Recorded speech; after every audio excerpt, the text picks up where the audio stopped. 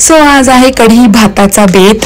आज आम्ही बनवणार आहोत कढी भात, कारण घराचं कलरिंगचं काम चालू आहे आणि त्या नादामध्ये आम्हाला बिलकुल सुद्धा व्यवस्थित जेवण असं बनवता येत नाही। तर आम्ही काहीतरी खाऊन आमचे दिवस काढतो, कारण कामवाली बाई पण नाही आहे, स्वयंपाकाला पण कोणी नाही आहे, त्यामुळे बरेच आमचे असे हाल होत आहे। तर तुम्ही बघू शकता माझा हाल, माझे अवतार।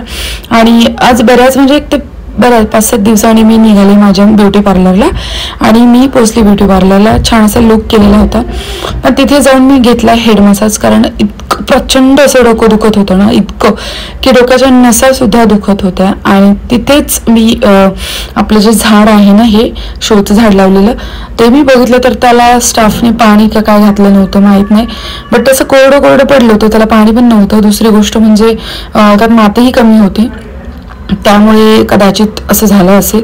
सो तेही बघितलं आणि पार्लर कसं चालू आहे कसं नाही काय चालू आहे तेही बघितलं। लॅपटॉप ओपन केलं, थोडं एडिटिंग करायला घेतलं, पण मध्येच अजून एक काम आलं आणि त्या कामामध्ये मी निघून गेले आणि लवकरच मला यावं लागलं। बाकी नंतर मग त्यांनी ते दुकान वाढवलं आणि इथे बघू शकता केस किती विरळ झालेत, कारण इतकं प्रचंड टेन्शन चाललंय ना, मला हेडेक चाललंय ना, की मलाच कळत नाही की काय चाललंय, का चाललंय हे सगळं। तर स्टाफने माझा छानपैकी हेड मसाज दिला मला आणि खूप रिलॅक्स वाटलं, मला खूप छान वाटलं। पण डोक्याची नस काय थांबणं कमी झाली नाही। तर छान अशी जीन्स घातलेली होती, ह्या जीन्सचा सुद्धा मी व्हिडिओ करेल एका दिवशी, कारण बऱ्याच लोकांना ही माझी जीन्स आवडलेली। आणि तुम्ही बघू शकता टम्मी पण किती वाढलेलं माझं। मी प्रत्येक गोष्ट तुमच्यासोबत शेअर करते, कारण इतके साईड इफेक्ट्स बॉडीवर झालेत ना माझ्या की नाही सांगू शकत। खूप प्रचंड असे हाल होत आहेत माझे की मी स्वतःकडे सुद्धा बघत नाही, स्वतःला सुद्धा मी बघत नाही की काय चाललंय माझ्या लाईफमध्ये आणि काय नाही सांगू नाही शकत।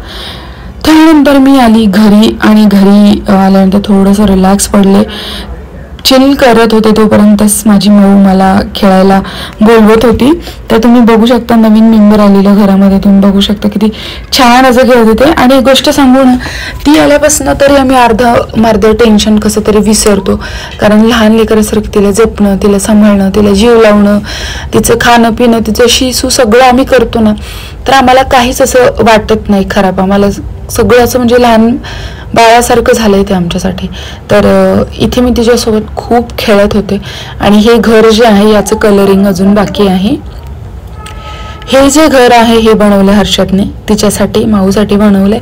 आम्ही तिचा एंजल ठेवलंय, बट आम्ही तिला माऊ माऊच म्हणतो लाडाने, कारण माहीत नाही पण माऊ माऊ छान वाटतं माऊ बोलायला।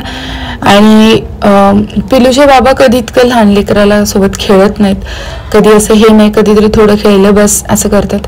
बट हे माऊ आल्यापासून ना ते इतकं तिच्याशी खेळतात ना, आल्या आल्या पहिले तिला घेतात हात धुवून आणि मग तिच्याशी खेळतात, तिला माऊ माऊ करतात, मावड्या मावड्या कुठे गेली माऊ चल।